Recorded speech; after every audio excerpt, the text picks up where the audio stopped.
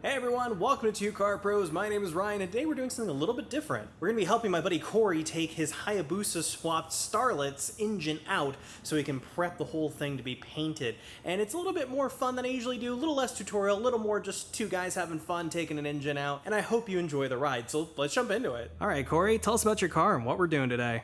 So my name's Corey Maxwell. I have a shop called OMD where we do really cool custom builds. Ryan is actually our neighbor who also works on cars, of course. You guys watch this channel. And recently I asked Ryan if he wanted to help take the engine out of my personal car. This is a 1981 Toyota Starlet. It is a KP61 edition, sold in the US just for a couple years. And when I was in high school, I got this car. It was my first car. We swapped this with a 2008 Suzuki Hayabusa engine. This is a completely stock engine, head, block, everything is completely stock. But it has a custom 321 stainless header and a really awesome custom wiring harness using the stock ECU. Of course, the engine is mounted with these really cool CNC machine brackets. These are custom one-off made in-house by OMD. So one of the reasons that we picked this engine is that this engine platform is extremely lightweight and surprisingly powerful with about 200 horsepower naturally aspirated out of the box. It also weighs only about 180 pounds for the entire engine and transmission package, so it kept the weight of the car down, which is really awesome. Today we're going to be pulling the entire engine package out of and getting the engine bay prepped to actually paint the engine bay. So let's get right into it. The first thing that we're going to do is pull off the hood. It's going to make the whole job for taking the engine out way easier.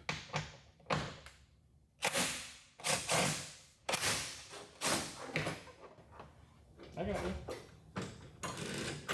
Take your left hand off the hood. There you go. You just drop that spacer down into Neverland? Yeah, that's fine. Okay. Yeah.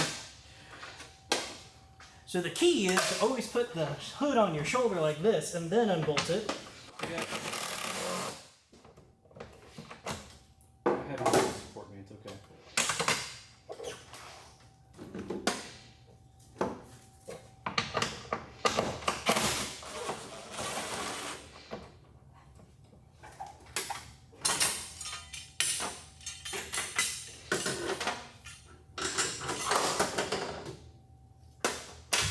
Okay, now for the easiest hood of all time, because it weighs like nothing.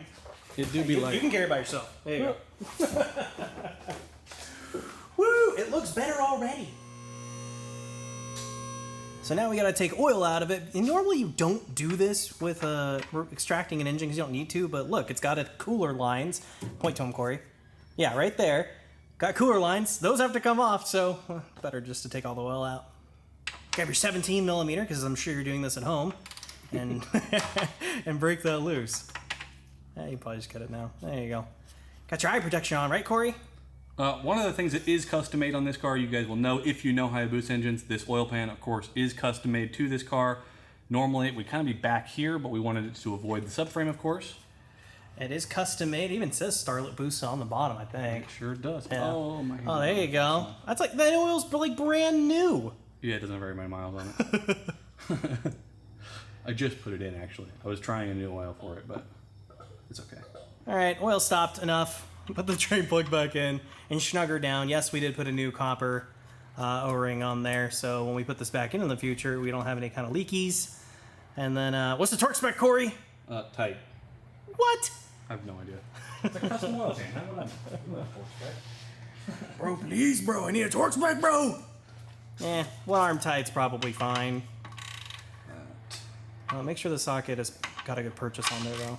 There you go. A little more. That's good. Cool. Now we gotta take the cooler lines off. That's gonna be fun. All right, go ahead and take the oil cooler lines off. You need a -8 wrench. If I can get it in there now. My hands are slippery. Just concentrate, you'll be fine. There you go.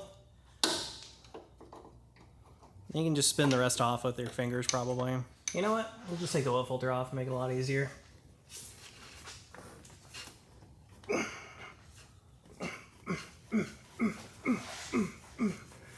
Okay, I got it.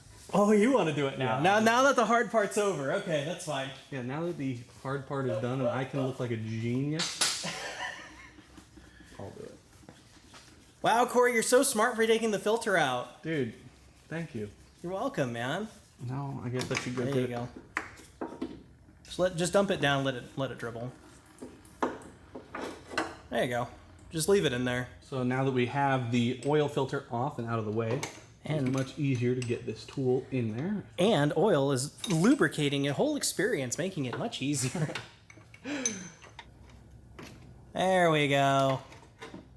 Nice. And just let that dribble for a while. Tightening it behind my face. I was gonna say, wrong way there, bud. There you go. You know, if you keep the fitting perpendicular to the thing you're taking it out of, it won't get tight like that. Like if you just, there you go. Perfect.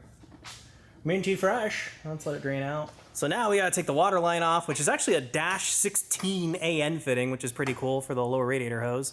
Now get it off of there, Corey. There we go. There she blows. I mean, the camera can't see anything because you're in the way. Nice. You know, that has more coolant in it than I thought it would. Yeah, it's a big radiator. In case anybody's wondering, that is for a Scirocco. It kind of worked out with the right size that we needed for this car. The exhaust is unbolted. We're going to go ahead and take it out. Kind of a trick with this car. What? Do it. Oh, that was easy, dude. Yeah. Nice work. So now we got the face of the thing off. What we can do is take this support out that's all custom so we can get the radiator and all that out. Make it a lot easier. Go for it, Corey. Let her rip.